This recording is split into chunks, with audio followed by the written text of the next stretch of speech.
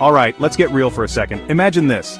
Your company's systems are humming along, everything's working perfectly, until, boom, a single overlooked access right lets a cybercriminal waltz right in. Sound familiar? Yeah, these are the kinds of digital nightmares that keep CEOs up at night. But they don't have to. That's where the unsung heroes of the cybersecurity world come in, General Controls, or ITGCs for short. They're like the immune system of your digital world, working tirelessly in the background to keep things running smoothly and prevent those oh no moments.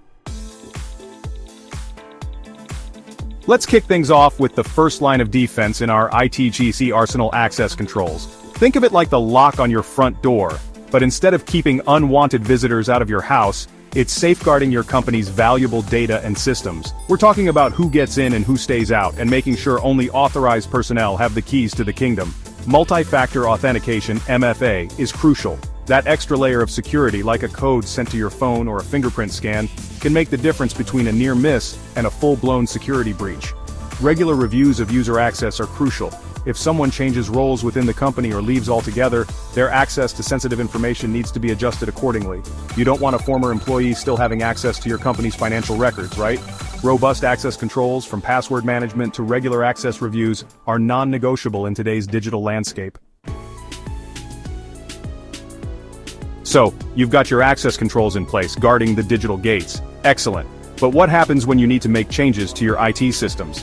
Maybe you're upgrading software, implementing a new application, or tweaking network configurations. These changes, while often necessary, can introduce new vulnerabilities if not handled with care. That's where our trusty friend, change management, comes in.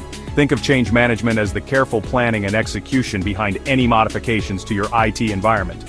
In the IT world, this means following a structured process for every change, no matter how small. Document the change, assess its potential impact, test it in a controlled environment, and get proper approvals before it goes live. Because a poorly planned change can have disastrous consequences. Chapter 3. Backup and recovery: your safety net in a digital storm. Here's a hard truth. Accidents happen. Systems crash, natural disasters strike, and sometimes bad things just happen to good data. But don't panic. That's where our next ITGC superhero, backup and recovery, steps in to save the day. Think of it as your insurance policy against the unexpected. When disaster strikes, you need to know that you can recover your data and get your systems up and running as quickly and painlessly as possible. Regular backups of your critical data are essential. Off-site backups, either in a secure cloud storage solution or a physically separate location, are crucial for true peace of mind. But having backups is only half the battle. You also need to regularly test your recovery procedures. This means simulating different disaster scenarios and making sure you can actually restore your data and systems in a timely manner. Chapter 4. Operations controls: keeping the engine running. We've talked about securing access, managing change, and having a safety net for when things go wrong. But what about the day-to-day operations of your IT environment? How do you keep everything running smoothly and minimize the risk of hiccups, glitches, and full-blown meltdowns?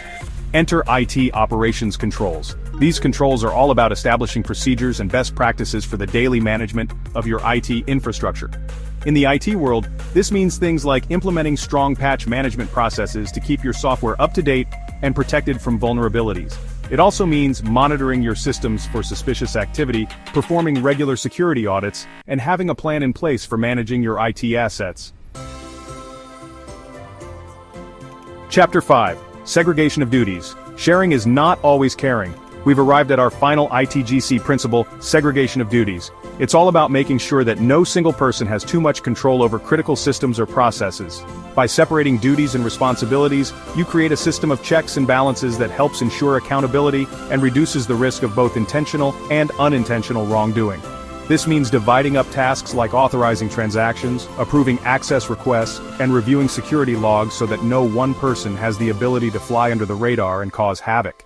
It's about building a culture of accountability and transparency into your IT operations. Outrow ITGC, your secret weapon for a secure future. So, there you have it. A whirlwind tour of IT General Controls, the unsung heroes of a secure and resilient business. We've covered a lot of ground, from the importance of strong access controls and change management to the critical role of backup and recovery and the need for robust IT operations controls. And let's not forget the power of segregation of duties in preventing fraud and promoting accountability. ITGCs are about building a strong foundation of trust and confidence in your business. So, when was the last time you reviewed your ITGCs? What's one control you think every company should prioritize? Let's discuss in the comments below.